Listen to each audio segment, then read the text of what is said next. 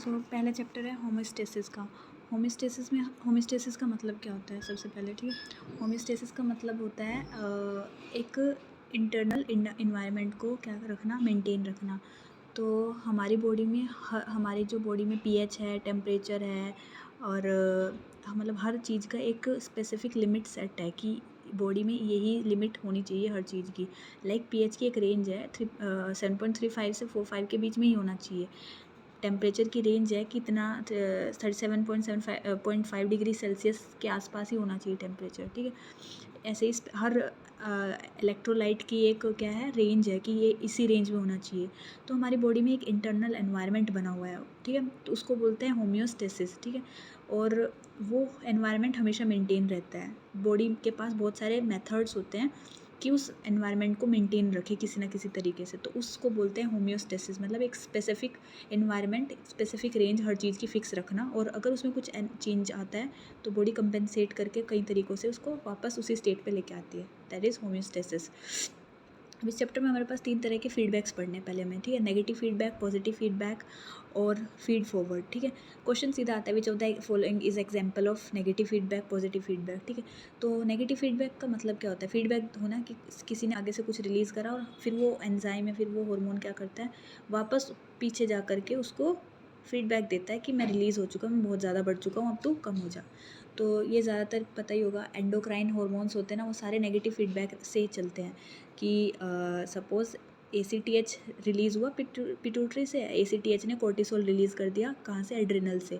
अब जब कोर्टिसोल ज़्यादा हो जाएगा, एक लिमिट से ज़्यादा हो जाएगा, तो वो नेगेटिव फीडबैक देगा। किसको? ACTH को। इसको हम ऐसे समझ सकते हैं, बेसिक उसका ये सपोज़ ACTH ये पिट्यूटरी का हार्मोन है, ठीक है।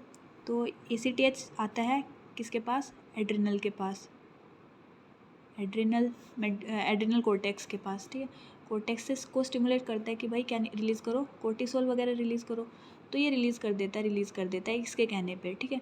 अब एक सपोज़ एक स्पेसिफिक लिमिट हो गई कोर्टिसोल की, अब ये तो उसको अभी भी स्टिमुलेट कर रहा है, अब ये बढ़ता जा रहा है, तो ये नेगेटिव फीडबैक देगा पिट्यूटरी को कि भाई मैं बहुत ज़्यादा बढ़ चुका हूँ, अब बंद हो जा। तो नेगेटिव फीडबैक का मतलब क्या होता है कि किसी चीज़ की ज़्यादा अमाउंट उसको वापस कम करने के लिए, तो नेगेटिव हो गया ना कि मैं बढ़ चुका हूँ अब कम हो जा, तो एक तरीके से नेगेटिव बोला उसको कि कम कर दे मुझे, तो ये नेगेटिव फीडबैक होती है, ठीक है। अभी इसको नेगेटिव फीडबैक के थ्रू बताएगा मैं बहुत ज़्यादा बढ़ चुका हूँ, कम हो जा, तो ACTH फिर कम हो जाएगा और इसको कम स्टिमुलेट करेगा और ये कम कोर्टिसोल रिलीज़ करेगा, तो इसकी वजह से फिर ये नॉर्मल रह जाएगा, ठीक है। तो ये वाला नेगेटिव फीडबैक मेथड होता है। तो ज़्यादातर यहाँ पे लिखा है कि ज़्यादातर जो हार्मोन्स होते हैं ना, एंडोक्राइन सिस्टम के हार्मोन्स होते हैं, वो ज़्यादातर नेगेटिव फीडबैक से ही रेगुलेट होते हैं।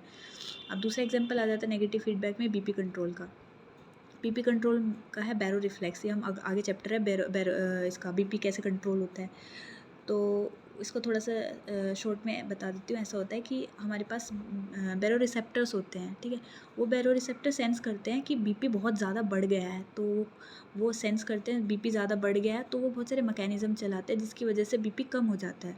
अब ये हुआ ना नेगेटिव फीडबैक कि कोई चीज़ बढ़ गई है, उसको कम करने के लिए आप उसको सप्रेस कर देते हो, तो ज़्यादा को कम करने के लिए नेगेटिव फीडबैक के थ्रू ये रेगुलेट होगा। आगे अलग चैप्टर इसका पढ़ेंगे इसको, ठीक है। तो नेगेटिव में 2 एग्जांपल याद रखना है, एक तो बीपी का और एक एंडोक्राइन का, ठीक है। अब एंडोक्राइन में ये है याद रखना, ज़्यादातर एंडोक्राइन नेगेटिव से चलते हैं। एग्जांपल आएगा आपके पास यहाँ पे LH का। LH होता है वो मतलब एक ऐसा हार्मोन है जो कि पॉजिटिव फीडबैक से चलता है, बाकी सब हार्मोन नेगेटिव से चलते हैं। अब पहले एग्जांपल देख लेते हैं पॉजिटिव फीडबैक। पॉजिटिव फीडबैक का मतलब होता है कोई चीज़ बढ़ रही है, शुरू हो रही है बढ़ना, अब वो जो थोड़ी सी बढ़ी है ना, उसने और अपने आप को बढ़ा दिया, पीछे से सिग्नल दिया कि भाई मुझे और बढ़ाओ, तो ये होता है पॉजिटिव फीडबैक, ठीक है। इसका निमोनिक है CLAPS, क्लैप्स, ठीक है। तो एक एक करके पढ़ते हैं। क्लोटिंग कैस्केड पता है कि हमारे पास पूरा सिस्टम है 12, 11, 9, 10, तो एक जब एक्टिवेट होता है वो दूसरे को एक्टिवेट कर देता है, वो फिर वो तीसरे को एक्टिवेट कर देता है, तो जो पहले वाला है उसने आगे वाले को एक्टिवेट करा है, ठीक है। तो ये एक पॉजिटिव फीडबैक का एग्जांपल हो गया कि एक ने एक को करा, एक ने एक को करा। अगर नेगेटिव होना था, नेगेटिव में क्या होता है कि अगर एक बढ़ रहा है तो वो उसको अपने को कम करने के लिए वापस बोलता है कि मुझे कम करो, ठीक है। बट पॉजिटिव में एक बढ़ रहा है तो अपने आगे वाले को भी बढ़ा देता है वो, तो ये पॉजिटिव फीडबैक हो गया। पहले एग्जांपल हुआ क्लोटिंग कैस्केड, वही पूरा system, internal intrinsic factor, external intrinsic factors.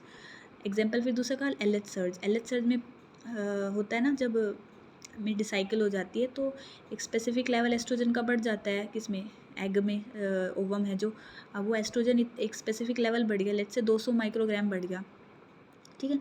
अब ये इतना ज़्यादा लेवल है, ये क्या करेगा, LH मतलब पिट्यूटरी के पास सिग्नल भेजेगा कि मैं बहुत ज़्यादा बढ़ चुका हूँ, LH रिलीज़ कर। तो LH क्यों रिलीज़ हुआ, क्योंकि इसकी वजह से, तो एक हार्मोन दूसरे हार्मोन की वजह से इंक्रीज़ हुआ, तो ये पॉजिटिव फीडबैक हो गया। जबकि एंडोक्राइन में क्या था, इसका एक का बढ़ना उसको दूसरे वाले को सिग्नल देता है कि कम कर दो, ठीक है, बट LH सर्ज पॉजिटिव है कि इसके बढ़ने की वजह से LH सर्ज बढ़ जाता है। अब तीसरा आ जाता है एक्शन पोटेंशियल, इसका भी अलग से चैप्टर है, यहाँ शॉर्ट में बता देती हूँ। एक्शन पोटेंशियल में क्या होता है, थोड़ा सा, सपोज ये है हमारे पास, हाँ ये है नर्व्स, ठीक है। नर्व्स में हमारे पास एक स्पेसिफिक रेस्टिंग पोटेंशियल होता है, रेस्टिंग पोटेंशियल लेट से -90 है या -70 होता है, ओके, -70 है हमारे पास। -70 मतलब इसका वोल्टेज है इतनी, हर चीज़ जैसे हम पढ़ते हैं ना कि वोल्टेज, ऐसी नर्व्स के अंदर वोल्टेज है, और जो वोल्टेज होती है ना वो चार्ज की वजह से होती है, ठीक है। अब ये 90 है, अब लेट से 90 है, सॉरी क्या बोल रही हूँ, 70 है, 70 से इसको एक्शन पोटेंशियल आना है। कोई भी नर्व्स तभी, कोई भी इलेक्ट्रिक सिग्नल तभी पास करेगा जब उसके अंदर पॉजिटिव चार्ज आता है। ये रूल है कि जब भी कभी पॉजिटिव कैटायन, कोई भी पॉजिटिव चार्ज अंदर आएगा सेल के, वो क्या हो जाएगा, डीपोलराइज हो जाएगा। अब सपोज -70 है, अब उसमें पॉजिटिव चार्ज अंदर आने लगे तो पॉजिटिव से, सॉरी, नेगेटिव से पॉजिटिव की तरफ बढ़ेगा, तो -70 से -30, -30 से 0, 0 से +30, ऐसे करके पॉजिटिव होता जाएगा, क्योंकि उसमें पॉजिटिव चार्ज आता जा रहा है, ठीक है। अब एक्शन पोटेंशियल ऐसे जनरेट होता है कि थोड़ा सा चार्ज अंदर आता है पॉजिटिव, ठीक है, थोड़े से चैनल खुलते हैं, पॉजिटिव चार्ज आता है। अभी जो थोड़ा सा पॉजिटिव चार्ज आया है ना, इसकी वजह से और चैनल्स खुल जाते हैं, और ज़्यादा चार्ज आता है और चैनल्स खुल जाते हैं, मतलब जो ये बाकी सारे चैनल्स खुल रहे हैं, क्यों खुल रहे हैं, क्योंकि ये जो पहले थोड़ा सा चार्ज आ गया ना, इसकी वजह से बाकी सारे चैनल्स खुल जाते हैं। तो हुआ ना पॉजिटिव फीडबैक, कि थोड़े की वजह से बाकी सब भी इंक्रीज़ हो रहे हैं। तो याद रखना कि एक्शन पोटेंशियल भी पॉजिटिव फीडबैक का एग्जांपल है। अब आ जाता है पार्चुरेशन, ये मतलब क्वेश्चन आया हुआ है पहले भी कि पार्चुरेशन पॉजिटिव फीडबैक है, नेगेटिव फीडबैक, मतलब कौन सा फीडबैक है। तो पार्चुरेशन में क्या होता है कि बच्चे का सिर होता है, वो जितना ज़्यादा सर्वाइकल ऑस है ना, जो ऑस इंटरना एक्सटर्ना, उस पर जितना ज़्यादा अटैच होता है उतना ज़्यादा ऑक्सीटोसिन बढ़ता है, जितना ज़्यादा ऑक्सीटोसिन बढ़ता है, वो ऑक्सीटोसिन जितना थोड़ा सा बढ़ा, उसने और ऑक्सीटोसिन को इंक्रीज़ कर देता है। तो पार्चुरेशन भी एक तरीके का पॉजिटिव फीडबैक है, थोड़ा सा सिग्नल और ज़्यादा कॉन्ट्रैक्शन को प्रोवोक करता है, और ज़्यादा इंक्रीज़ कर देता है कॉन्ट्रैक्शन की यूट्रस में। तो पार्चुरेशन हो गया ना। लास्ट है शॉक। अब शॉक में क्या होता है, बीपी बढ़ता है शुरू में, तो बीपी कम हो जाता है। बीपी कम होने की वजह से लेट्स से कि ब्लड वॉल्यूम कम हो गया है, ओके, ब्लड वॉल्यूम कम हो गया, बीपी कम हो गया। अब वही हार्ट के पास कम ब्लड जाएगा, तो हार्ट कम ब्लड जाएगा, और हार्ट का जो कोरोनरी सर्कुलेशन है वो कम हो जाएगा, हार्ट के पास खुद एनर्जी कम हो जाएगी, वो बीट नहीं कर पाएगा, प्रॉपर ब्लड नहीं बाहर फेंक पाएगा, तो और ज़्यादा कॉन्ट्रैक्शन कम हो जाएगी, और ज़्यादा बीपी गिर जाएगा। तो बीपी पहले ही कम था ब्लड वेसल्स में, और अब हार्ट ने और कम कर दिया। तो एक शॉक भी एग्जांपल है नेगेटिव पॉजिटिव फीडबैक का, कि शॉक कम हुआ और कम होता गया, ठीक है, पॉजिटिव फीडबैक। अब आ जाता है फीड फॉरवर्ड में क्या होता है कि इसमें कोई स्टिमुलस की ज़रूरत नहीं है। देखा, ऊपर हम देखते हैं नेगेटिव पॉजिटिव, इन दोनों में एक स्टिमुलस होता है जो आगे सिग्नल देता है कि कम करना है या ज़्यादा करना है, ठीक है। बट फीड फॉरवर्ड में कोई स्टिमुलस की ज़रूरत नहीं होती है। इसको बोलते हैं एंटीसिपेटरी कंट्रोल सिस्टम। एंटीसिपेशन का मतलब होता है भविष्य का पहले से सोच लेना, ठीक है। जैसे कि इसका एक एग्जांपल होता है, सपोज़ खुशबू आती है, हमें हलवे की खुशबू आई, तो अब मेरे ब्रेन ने पहले सोच लिया कि खाना आने वाला है, तो पहले से सलाइवा और जो गैस्ट्रिक एंजाइम्स है ना, वो रिलीज़ होना शुरू हो जाते हैं। तो उनको कोई ऐसा पेट में खाना नहीं गया, बट फ्यूचर का आइडिया लगा लिया उन्होंने। तो ये एक एंटीसिपेटरी मेथड है, फीड फॉरवर्ड का मेथड, ठीक है। और इसमें रोल कौन प्ले करता है, सेरिबेलम। इसका दूसरा एग्जांपल आ जाता है फीड फॉरवर्ड का, कि हम सर्दी में गए, सपोज़ ठंड के मौसम में गए, तो हमारी बॉडी ने सेंस कर लिया कि ठंड है, तो तुरंत उसी के रिस्पॉन्स में एकदम से क्या हो जाती है, ब्लड वेसल कॉन्स्ट्रिक्ट हो जाती है, ताकि हीट लॉस ना हो। तो इसमें कोई स्टिमुलस ऐसा उनको मिला नहीं है, बट उन्होंने फ्यूचर पहले से देख लिया, ठीक है। तो ये फीड फॉरवर्ड का इसमें ये याद रखना कि फीड फॉरवर्ड के लिए कोई स्टिमुलस की ज़रूरत नहीं होती, और ये एंटीसिपेटरी मेथड है। इसमें सेरिबेलम का रोल होता है, सेरिबेलम खुद आइडिया लगाता है कि क्या करना है अब।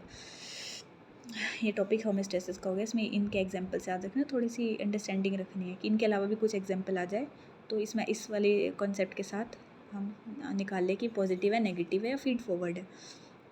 अब आ जाता है अगला chapter, that is cell membrane. Cell membrane में क्या होता है, हाँ ये मैंने लिखा नहीं है बट होता क्या है, सेल मेम्ब्रेन है ना जो, उसको बोलते हैं बायफॉस्फोलिपिड, बायफॉस्फोलिपिड लेयर।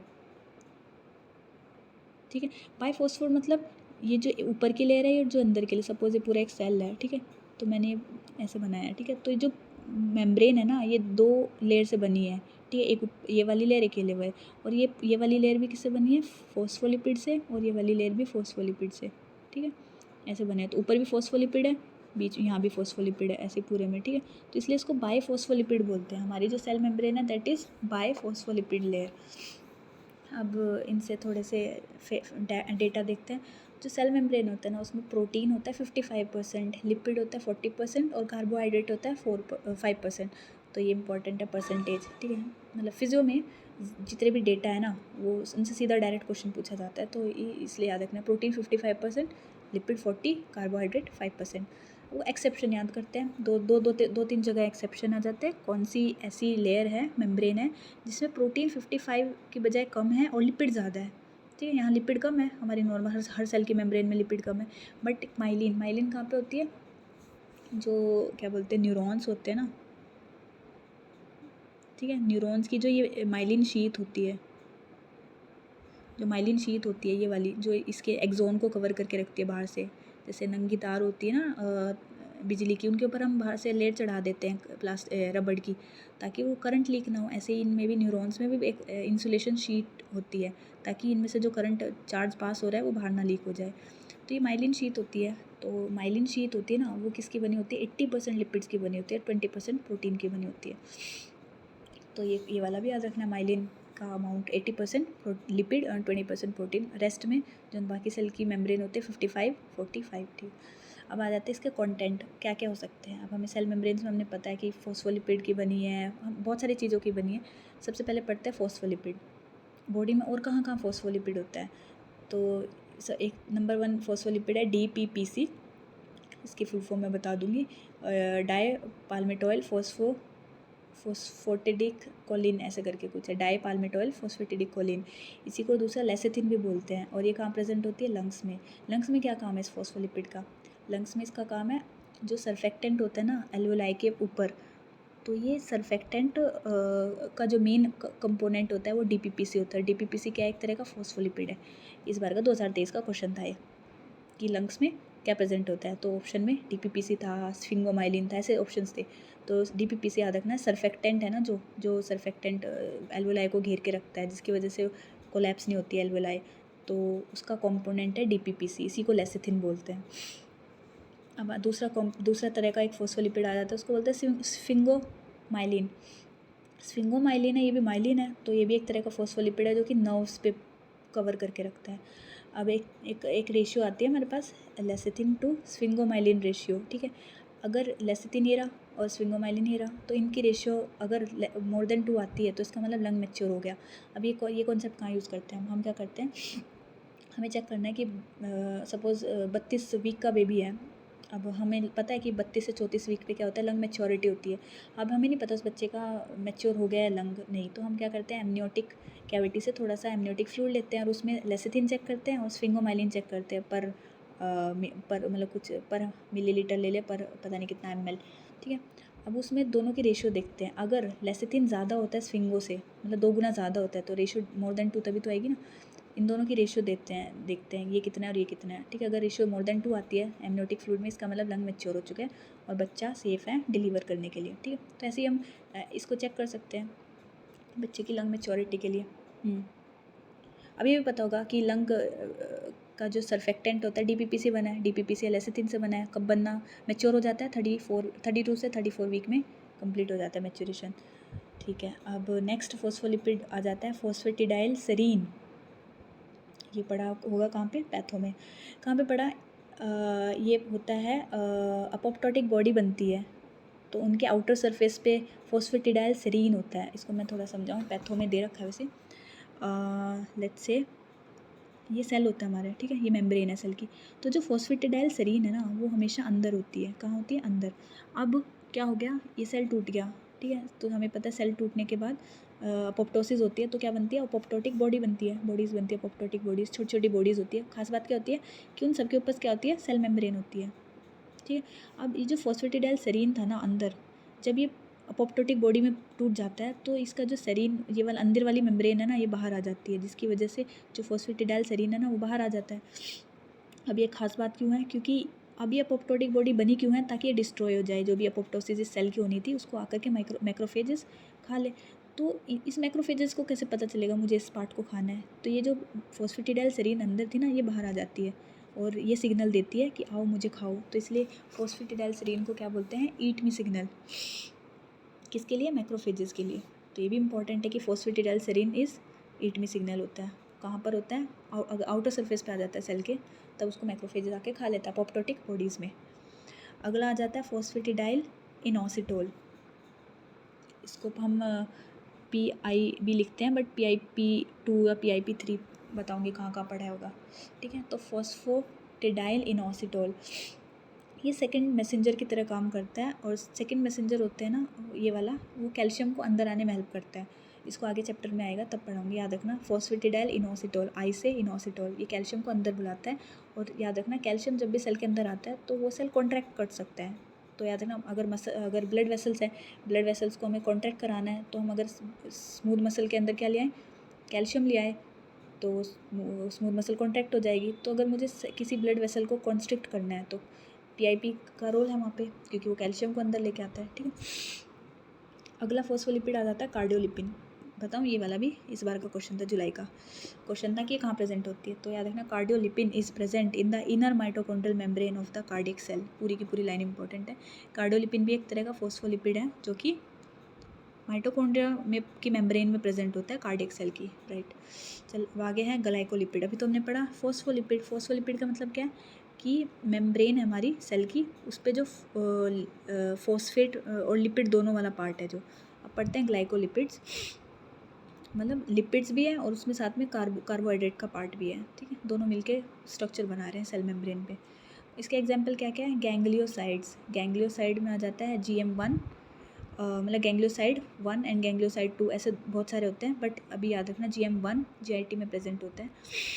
अब ये भी इस बार का 2023 का क्वेश्चन था कि विब्रियो कोलरा है ना, जो जो ऑर्गेनिज्म है, ये हमारे, अब ये डायरिया करता है हमें पता है, तो इसको हमारे GIT के सेल के अंदर घुसना है। तो ये इस वाले लिपिड की हेल्प से GIT के सेल के अंदर घुसता है। तो विब्रियो कोलरा का जो टॉक्सिन है ना, वो GM1 के थ्रू इंटेस्टाइन के सेल के अंदर घुसता है। अब आ जाता है, और दूसरा आ जाता है सेरिब्रोसाइड्स। तो पहला ग्लाइकोलिपिड क्या आ जाता है? गैंग्लियोसाइड। दूसरा आ जाता है सेरिब्रोसाइड। अब ये एक लाइन है कि fluidity buffer is due to cholesterol. मतलब ये होता है कि अब हमने ये मेम्ब्रेन पढ़ा था कि ये जो मेम्ब्रेन होती है ये किसकी बनी होती है? फॉस्फोलिपिड, बायोलिपिड फॉस्फोलिपिड, ठीक है। अब ये जो बीच वाला पार्ट है ये है फ्लूइड। ये कैसा होता है? फ्लूइड का इन नेचर होता है। तो ये फ्लूइड किसकी वजह से है? यहाँ पे क्या प्रेजेंट है बीच बीच में? कोलेस्टेरॉल। तो लाइन आती है कि जो सेल मेम्ब्रेन है वो क्वसी फ्लूइड होता है। क्या होता है? क्वसी लिक्विड होती है, ऐसे कुछ नाम बोलते हैं क्वसी वर्ड। तो इसका मतलब होता है सेमी सॉलिड है, प्रॉपर सॉलिड नहीं है, प्रॉपर लिक्विड नहीं है हमारी मेम्ब्रेन, ये सेमी सॉलिड है। तो जब जैसे जेली नहीं होती, जेली फ्लो करती रहती है थोड़ी थोड़ी, मतलब ना ही वाटर होती है वो, ना ही लिक्विड होती है, ना ही सॉलिड होती है। तो ये जो सेमी सॉलिड पार्ट आया है किसका? सेल मेम्ब्रेन का, ये किस सब्सटेंस की वजह से आया है? ये कोलेस्ट्रॉल की वजह से आया। जो बायोफॉस्फोलिपिड है ये तो सिर्फ बाउंड्री बना रही है। क्या बना रही है? मेम्ब्रेन का ऊपर नीचे वाला पार्ट बना रही है। जो बीच का पार्ट है ये वाला, ये किसकी वजह से है? कोलेस्ट्रॉल। और यही क्या प्रोवाइड कर रही है उसको? फ्लूइडिटी। तो इसको बोलते हैं फ्लूइडिटी। कौन दे रहा है? कोलेस्ट्रॉल। ये वन लाइनर है सारे, मतलब इंपॉर्टेंट है। अब आ जाते हैं प्रोटीन्स। अब जो ये सेल मेम्ब्रेन है ना, अब इस सेल मेम्ब्रेन में कुछ प्रोटीन्स लगे हुए हैं। जैसे कि अगर ये सेल मेम्ब्रेन मैंने ऐसे बनाई है, यहाँ मैंने बताया फॉस्फोलिपिड ऐसे बने हुए हैं, ठीक है। हाँ चल ऐसे बता देती हूँ। फॉस्फोलिपिड है ना, इसके दो पार्ट होते हैं, एक ये वाला पार्ट जो बाहर की तरफ है और एक अंदर ये वाला टेल वाला पार्ट।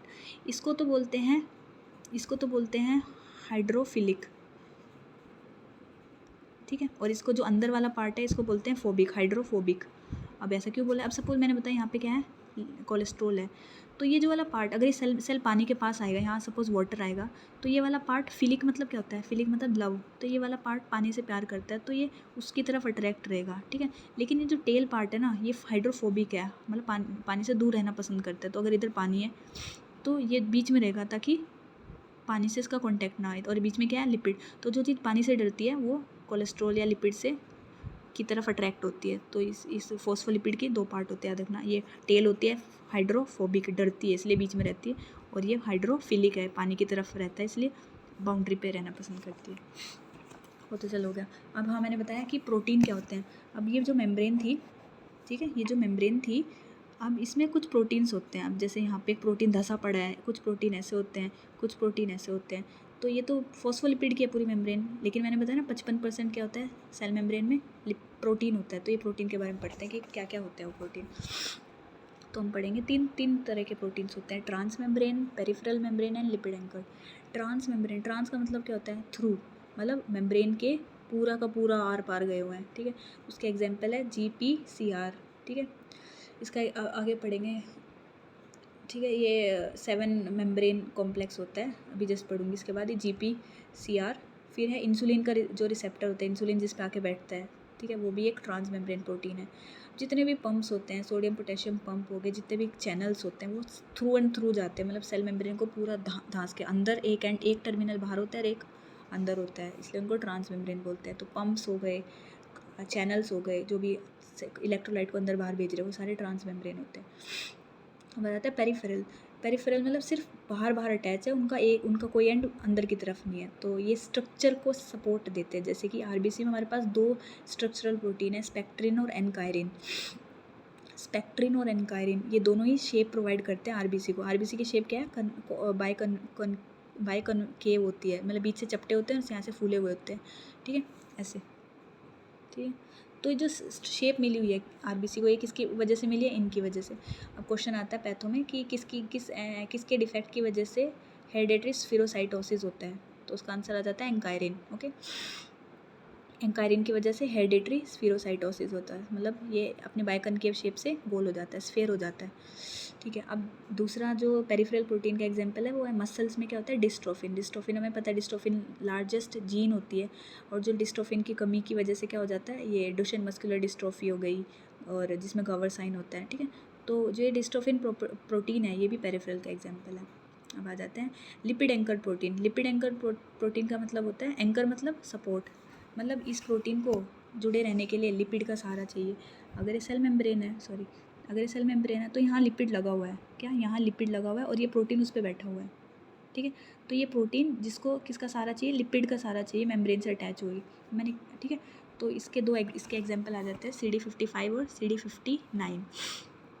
अब ये भी पैथो में पढ़ते हैं हम कि इन दोनों की कमी की वजह से PNH हो जाता है। अब इसका थोड़ा सा बता देती हूँ कि CD55 59 का क्या रोल है। अब ये RBC हमारा, ठीक है, मैंने बताया यहाँ CD55 एंड CD59 लगे। लेट्स से ये 55 है, ये 59 है। अब जब भी ये RBC है, ये RBC पे होते हैं, ठीक है। जब भी ये 55 और 59 RBC पे अटैच होंगे ना, तो जो कॉम्प्लीमेंट सिस्टम है ना, वो अपने आप फालतू में मतलब एक्टिवेट होकर के इस RBC को मार नहीं पाएगा, क्योंकि ये इसको सपोर्ट दे रहे हैं, ठीक है। अब लेट्स से CD55 59 नहीं है, किसी मतलब जीन डिफेक्ट हो गया या फिर स्ट्रक्चर डिफेक्ट हो गया, 55 59 की कमी हो गई। अब इस RBC को कोई सपोर्ट देने के लिए नहीं है, तो ये कॉम्प्लीमेंट अपने आप एक्टिवेट होकर के इस RBC को क्या कर देगा, डैमेज कर देगा। इसीलिए इन दोनों की कमी की वजह से क्या हो जाता है, PNH, पैरोक्सिस्मल नॉक्टर्नल हेमेटूरिया। पैरोक्सिस मतलब होता है कभी भी, नॉक्टर्नल मतलब अचानक से, नॉक्टर्नल होता है रात को, और हेमेटूरिया होता है आरबीसी का ब्रेकडाउन। तो ये रात को आरबीसी का ब्रेकडाउन होता है। पूछेगा रात को, पूछना चाहिए कि रात को ही क्यों होता है इसका ब्रेकडाउन, क्योंकि मैंने बताया ना कि इन दोनों की कमी से कॉम्प्लीमेंट एक्टिवेट हो जाता है, और कॉम्प्लीमेंट इसको डिस्ट्रॉय कर देता है आरबीसी को। तो ये जो कॉम्प्लीमेंट का एक्टिवेशन होता है, ये मोस्टली लो टेम्परेचर पे होता है। अब रात को लो टेम्परेचर होता है बॉडी में, तो ये लो टेम्परेचर, इसलिए जो इसका डिस्ट्रक्शन है वो रात को ही देखने को मिलता है। तो ये वाला कॉन्सेप्ट था PNH का। तो जो लिपिड एंकर्ड प्रोटीन है हमारे पास 55 और 59, ठीक है, और ये है कि अगर उसका डिफेक्ट हो जाए इन दोनों का तो PNH हो जाएगा। अब अगले पढ़ते हैं कुछ कार्बोहाइड्रेट। 5% कार्बोहाइड्रेट थे ना, वो पढ़ते हैं अब तो ब्लड ग्रुप्स ये है कि हमारे पास ब्लड ग्रुप्स है बहुत सारे, A B O A B, ठीक है। तो याद रखना है कि ए ब्लड ग्रुप है, हम उसको ए क्यों बोलते हैं, क्योंकि आरबीसी पे एक कार्बोहाइड्रेट लगा हुआ है और उस कार्बोहाइड्रेट का नाम क्या है, नाग की फुल फॉर्म है एन एसिटाइल ग्लूकोजमीन है आई गेस, या फिर गैलेक्टोजमीन है, ठीक है। एन एसिटाइल ग्लूकोजमीन, ये आरबीसी पे, अगर हमें आरबीसी पे एनएजी दिखाई है, क्या है, कार्बोहाइड्रेट है, तो हम उसको बोलेंगे कि इसका ब्लड ग्रुप ए है। सिमिलरली अगर उसके आरबीसी पे एनएजी की जगह गैलेक्टोज लगा हुआ है तो हम उसको बोलेंगे इसका ब्लड ग्रुप बी है। अगर एनएजी और गैलेक्टोज दोनों लगे हैं तो उसका ब्लड ग्रुप ए बी है, लेकिन अगर एनएजी भी नहीं है और गैलेक्टोज भी नहीं है तो हम उसका बोलेंगे ब्लड ग्रुप ओ है। तो ये आ जाता है कार्बोहाइड्रेट की हेल्प से आरबीसी की मेम्ब्रेन पे। तो अभी तक हम सब क्या पढ़ रहे थे, मेम्ब्रेन पढ़ रहे हैं। अब हाँ, तो अब हमने पढ़ा कि प्रोटीन का 55% होता है। क्वेश्चन आता है कि कौन सा मेम्ब्रेन है जिसके पास सबसे ज़्यादा प्रोटीन है। तो याद रखना इनर माइटोकॉन्ड्रियल मेम्ब्रेन है ना, उसके पास 70% प्रोटीन है खाली। तो ये ये क्वेश्चन बनता है कि सबसे ज़्यादा प्रोटीन किस मेम्ब्रेन के पास है, माइटोकॉन्ड्रियल मेम्ब्रेन में भी इनर माइटोकॉन्ड्रियल मेम्ब्रेन, क्योंकि माइटोकॉन्ड्रिया के पास 2 मेम्ब्रेन है, एक इनर एक आउटर। तो इनर वाली के पास 70% है। दूसरा क्वेश्चन आता है किस मेम्ब्रेन के पास सबसे ज़्यादा लिपिड होता है, तो आ जाएगा माइलिन लिपिड का बना हुआ है सबसे ज़्यादा 80%। और हर नॉर्मल सेल के पास 55% प्रोटीन 40 लिपिड। तो ये आ जाता है पहला चैप्टर। चलिए अभी पढ़ाई दूँ चल। अब आ जाता है सेल ऑर्गेनेले। सेल ऑर्गेनेले में हमें पता है कि हमारे पास अभी हमने पढ़ा कि क्या ये सेल है पूरा, ये इसकी मेम्ब्रेन बनाई हमने कि ये कैसे होती है, बाइफॉस्फोलिपिड की बनी होती है। ये जो पूरा क्या है, साइटोप्लाज्म है। अब इस साइटोप्लाज्म में लेट्स से ये न्यूक्लियस हो गया। न्यूक्लियस के अलावा बहुत सारे ऑर्गेनेले प्रेजेंट होते हैं। ऑर्गेनेले क्या करते हैं, कुछ ना कुछ काम करते हैं जो कि इस सेल को ज़िंदा रखते हैं, ठीक है। तो वो सारे कुछ भी हो सकते हैं, कुछ किसी का काम है प्रोटीन बनाना, लिपिड बनाना, ठीक है, एंजाइम्स बनाना, ये सब काम है ऑर्गेनेलिस का, ठीक है, एक सेल के अंदर होती है। अब खास बात क्या होती है कि ये सारी हमारी जो यूकैरियोट है ना, हम जो यूकैरियोट है उन सब में ये जो ऑर्गेनेल है ना, ये मेम्ब्रेन से बाउंड होती है, सभी के पास मेम्ब्रेन है। एक्सेप्शन होता है राइबोसोम के पास कोई मेम्ब्रेन नहीं होती है। MCQ, राइबोसोम इज़ मेम्ब्रेनलेस, बाकी सब ऑर्गेनेले के पास कोई ना कोई मेम्ब्रेन होती है। तो सबसे पहले पढ़ते हैं RER की फुल फॉर्म क्या है, रफ़ एंडोप्लाज्मिक रेटिकुलम। अब इसको रफ़ क्यों बोला, क्योंकि जब हम इसको माइक्रोस्कोप में देख रहे थे तो हमें कुछ एंडोप्लाज्मिक रेटिकुलम तो दिखा, लेकिन उसके ऊपर स्ट्रक्चर उबड़ खाबड़ सा था, रफ़ था, ठीक है। रफ़ क्यों था, क्योंकि उसके ऊपर क्या अटैच थे, जैसे ये है आपके पास एंडोप्लाज्मिक रेटिकुलम, इसके पास आपको ऐसे ऐसे डॉट सी दिख रही थी, तो ऐसा लगा कि बहुत ही रफ़ स्ट्रक्चर है, स्मूथ नहीं है। तो ये रफ़ क्यों था, क्योंकि इसके पास क्या अटैच थी, राइबोसोम। तो याद रखना रफ़ जो RER होता है ना, उसके सरफेस पे राइबोसोम्स अटैच होते हैं। अब इनका काम क्या होता है, प्रोटीन सिंथेसिस करना, ठीक है। तो एक दूसरा एंडोप्लाज्मिक रेटिकुलम होता है, उसको स्मूथ बोलते हैं क्योंकि उसके सरफेस पे कोई राइबोसोम नहीं होता है, वो स्मूथ सरफेस होता है। तो इसका काम होता है स्टेरॉइड बनाना। तो दोनों का काम याद रखना, रफ़ वाले का काम है प्रोटीन बनाना एंड स्मूथ वाले का काम है स्टेरॉइड बनाना, SS, ओके। अब और क्या क्या काम, मतलब ये तो इजी सा काम है प्रोटीन बनाना उसका, ठीक है। अब इससे क्वेश्चन बनते हैं कि अभी जो प्रोटीन बना दिया RER ने, इसको फोल्ड करना होता है। हमें पता है ना कि हमारे पास प्रोटीन्स की शेप होती है, प्राइमरी, सेकेंडरी, टेरिशरी, क्वाटर्नरी, ये शेप होती है। और एक प्रोटीन तभी काम करेगा जब उसको स्पेसिफिक शेप मिलेगी, ठीक है। तो उसको फोल्ड करते हैं स्पेसिफिक शेप में बनाने के लिए। तो फोल्डिंग का काम कौन करते हैं, चैपरोन्स। चैपरोन्स नाम इम्पॉर्टेंट है। अब सपोज चैपरोन्स प्रोटीन को फोल्ड कर रहा था, अब उसने प्रॉपर शेप में जो उसकी रिक्वायर्ड शेप है उस पर फोल्ड नहीं करा, तो उन प्रोटीन्स को हमने क्या बोल दिया, भाई ये तो मिसफोल्ड प्रोटीन है, ठीक है। अब ये प्रोटीन किसी काम की नहीं है, हमारी बॉडी के लिए कचरा है, क्योंकि प्रोटीन को शेप मिलेगी तभी काम करेगा। अब गलती से गलत फोल्ड हो गए तो अब इनको डिस्ट्रॉय करने की बारी आ गई। तो हम क्या करते हैं, इनको डिस्ट्रॉय कैसे करते थे, इनको टैग कर दिया जाता है यूबिक्विटिन से। टैग मतलब एक स्टिकर लगा दिया जाता है, किसका, यूबिक्विटिन का। अब एक प्रोटीन बन गया, गलत फोल्ड हो गया वो, अब हमें इसको डिस्ट्रॉय करना है, तो हमने क्या किया, इस पर यूबिक्विटिन आके चिपक जाएगा। तो यूबिक्विटिन आके चिपक गया, इसका मतलब वो टैग हो गया यूबिक्विटिन से। तो अब क्या आएगा, प्रोटियोजोम आएगा और वो यूबिक्विटिन से चिपक जाएगा। तो यूबिक्विटिन प्रोटियोजोम मिलके कॉम्प्लेक्स बना लेते हैं और वो इस मिसफोल्डेड प्रोटीन को डिस्ट्रॉय कर देंगे। अब क्वेश्चन मतलब ये इंपॉर्टेंट है कि ये कॉम्प्लेक्स यूबिक्विटिन प्रोटियोजोम एक मिसफोल्ड प्रोटीन को डिस्ट्रॉय कर देता है। क्या होगा अगर ये कॉम्प्लेक्स काम ना करे या मिसफोल्डेड प्रोटीन ज़्यादा हो जाए इसके काम करने से। अब ये मिसफोल्डेड प्रोटीन जगह जगह जा करके क्या हो जाएगा, डिपॉजिट हो जाएगा। और पता है ना मिसफोल्डेड प्रोटीन की बीमारियाँ, ठीक है, वो वाली सारी बीमारियाँ हो जाएंगी।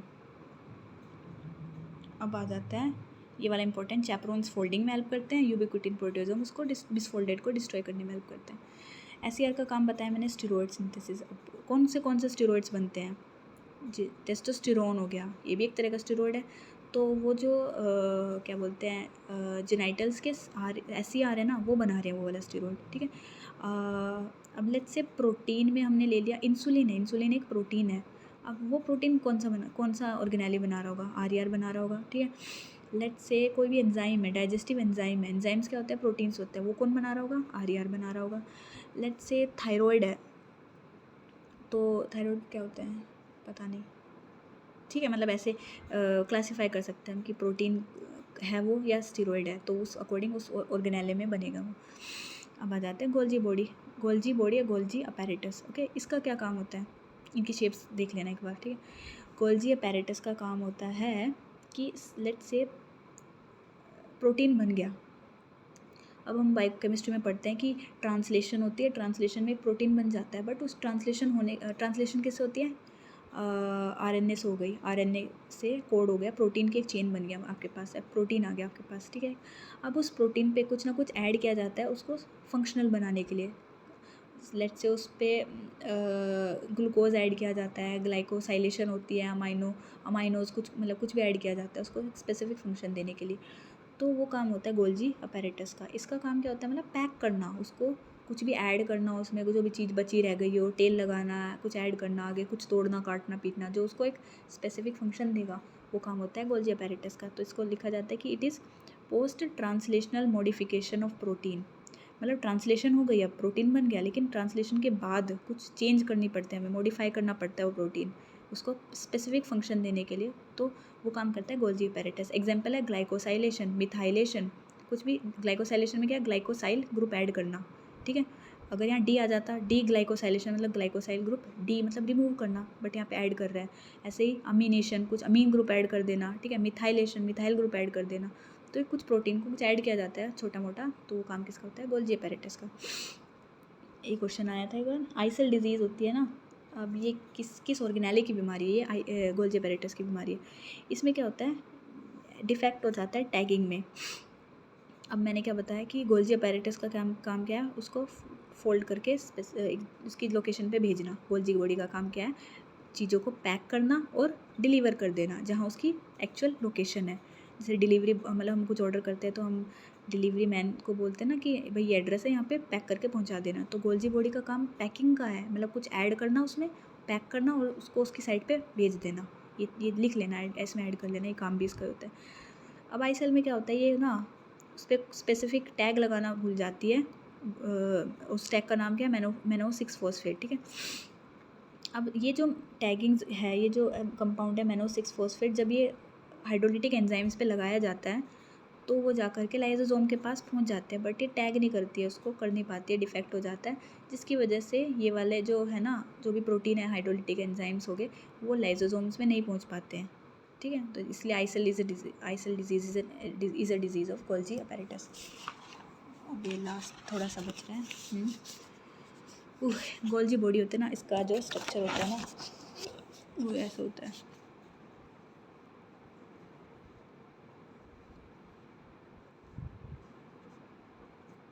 ऐसा होता है कुछ स्ट्रक्चर इसका, ठीक है। तो ये कनकेव शेप होता है, कनकेव मतलब सी शेप, ठीक है। ऐसे ऐसे ऐसे हो रहा है ना, ऐसे, ठीक है। तो इसकी दो साइड होती है, एक सिस होती है, एक ट्रांस होती है, ठीक है। तो ये वाली साइड होती है सिस और ये वाली साइड होती है ट्रांस, ओके। तो क्वेश्चन आता है कि इसमें कोई भी कंपाउंड पैक होने के लिए, मतलब इसमें कुछ मॉडिफाई करने के लिए आना है, तो वो सिस साइड से आएगा और ये क्या करेगी? उसके ऊपर वेसिकल्स कवर डाल के साइड से निकल जाएगा, और जहाँ उसको पहुँचना है इस पर क्योंकि टैग लगाएगा वो, सपोज़ इसको भेजना है सेल के बाहर, तो वो उस स्पेसिफिक टैग लगाएगा ताकि वो सेल के बाहर चल जाए। अगर इसको भेजना है लाइसोसोम के पास, तो ये लाइसोसोम वाला टैग लगा देगा इसके ऊपर, और वो लाइसोसोम के पास चल जाएगा। तो जिसके पास भी भेजना है, स्पेसिफिक टैग लगा दिया जाता है इस पर और उसके पास चल जाता है। तो सिस साइड से एंट्री होती है एंड ट्रांस साइड से बाहर निकलता है। तो ये लिखा है कि गोल्जी बॉडी क्या करती है? सिस एंड से रिसीव करता है जो भी चीज़ उसको मॉडिफाई करनी होती है, एंड ट्रांस साइड से टाटा बोलता है उसको, टी से ट्रांस, टी से टाटा, तो रिलीज़ कर देता है इस साइड से उसको। अब अगला ऑर्गेनेले आ जाता है लाइसोसोम। लाइसोसोम में एसिडिक पीएच होता है, तो इसके पास जितने भी एंजाइम्स होते हैं ना वो सारे एसिडिक एंजाइम होते हैं। तो एसिड हाइड्रोलेज, एसिड प्रोटीएज, तो ये सारे हाइड्रोलिटिक एंजाइम होते हैं। कैसे एंजाइम है? हाइड्रोलिटिक। हाइड्रोलिटिक मतलब इनको पानी की ज़रूरत है तोड़ने के लिए। तो याद रखना जितने भी डाइजेस्टिव एंजाइम्स हमारे वो सारे वाटर को यूज़ करके लिसिस कर देते हैं किसी भी चीज़ का। एक स्ट्रक्चर को आपको तोड़ना है, ठीक है, तो उसके लिए ये एंजाइम चाहिएंगे। तो ये सारे एसिडिक के साथ में और साथ में तोड़ने का काम करते हैं। लाइजोसोम के पास कैसे एंजाइम है? एसिडिक है, साथ ही साथ तोड़ने का काम है, प्रोटीन को तोड़ना, हाइड्रोलेज, तो ठीक है। तो ये सारे लिटिक एंजाइम्स हैं। अब दूसरा नेक्स्ट ऑर्गेनेले आ जाता है पैरोक्सिसोम। पैरोक्सिसोम का काम है, इसका काम है, इसके पास एंजाइम होता है कैटालेज। अब कैटालेज का काम है कि कैटलिस्ट, कैटलिस्ट मतलब कैटलिस्ट, तो ये ना पेरोक्साइड होता है ना उसको डिस्ट्रॉय कर देता है। अब हमें पता है पेरोक्साइड, पैथो में पढ़ा पेरोक्साइड क्या है, एक वो फ्री रेडिकल्स जनरेट करता है। तो इस कैटलेज एंजाइम की हेल्प से इन फ्री रेडिकल्स को पहले ही तोड़ दिया जाता है, वाटर में कन्वर्ट कर दिया जाता है इसको, ताकि फ्री रेडिकल्स ना बनाए। तो पेरोक्सिसोम इसलिए सेल को डिस्ट्रक्शन, सेल को डैमेज होने से बचाता है, क्योंकि जो भी फ्री रेडिकल्स बनने वाले होते हैं उनको पहले ही कैटलिस्ट से पेरोक्साइड को डिस्ट्रॉय कर देता है। ओके, नेक्स्ट इसका फंक्शन होता है it oxidize the long chain and very long chain fatty acid. तो हम उसमें पढ़ते हैं ना बायोकेमिस्ट्री में, फैटी एसिड्स की चेन्स होती है तो उनको ऑक्सीडाइज करता है। ऑक्सीडाइज करना मतलब तोड़ना, लंबी लंबी चेन को छोटे छोटे पार्ट में तोड़ना, और फिर उन छोटे छोटे पार्ट से हम कोई ना कोई एसिटाइल को ये बन गया उनको यूज़ कर सकते हैं। तो ऑक्सीडेशन मतलब तोड़ना, लंबी लंबी चेन को तोड़ने का काम भी पेरोक्सिसोम में होता है। अब एक क्वेश्चन आता है रेफसम डिजीज़ क्या होता है? पेरोक्सिसोम की बीमारी है, अगर वो लॉन्ग चेन फैटी एसिड को नहीं तोड़ पाता है तो long chain fatty acid cell के अंदर जमा हो करके उस सेल को, स्ट्रक्चर को क्या बना देती है? डैमेज कर देती है। तो Refsum disease is a disease of peroxisome. उसमें क्या नहीं कर पाता है वो, लॉन्ग चेन और very long chain fatty acid को ऑक्सीडाइज नहीं कर पाता है। ओके, लास्ट आ जाता है mitochondria. Mitochondria is known as the power house of the cell. हमें पता है कि माइटोकॉन्ड्रिया के अंदर कितनी सारी बायोकेमिस्ट्री में कितनी सारी रिएक्शंस होती है। तो एटीपी जनरेशन का काम कहाँ होता है? माइटोकॉन्ड्रिया के अंदर। हमें पता है कि लास्ट में जो ईटीसी होती है, इलेक्ट्रॉन ट्रांसपोर्ट चेन, जिसमें कॉम्प्लेक्स के अंदर से H+ जाते हैं, फिर मेम्ब्रेन्स के बीच में बहुत जमा हो जाते हैं, और फिर वहाँ पे 5th कॉम्प्लेक्स होता है, वहाँ से जब H+ आते हैं तो एटीपी जनरेट होता है। तो याद रखना माइटोकॉन्ड्रिया का काम क्या है? मेन एटीसी होता है इसके अंदर बहुत सारे एंजाइम्स होते हैं जो कि पार्ट रोल प्ले करते हैं। तो एटीपी जनरेशन का काम होता है। इसकी जो डिज़ीज़ होती है, हम पैथो में पढ़ते हैं फिर से, माइटोकॉन्ड्रियल जो डिज़ीज़ होती है वो याद रखना, अब ये एटीपी जनरेट कर रहा है, तो अगर इसमें कोई डिफेक्ट हो गया तो एटीपी नहीं जनरेट करेगा, तो उसमें लैक्टिक एसिडोसिस हो जाएगी और स्केलेटल मसल्स इन्वॉल्व हो जाएंगी।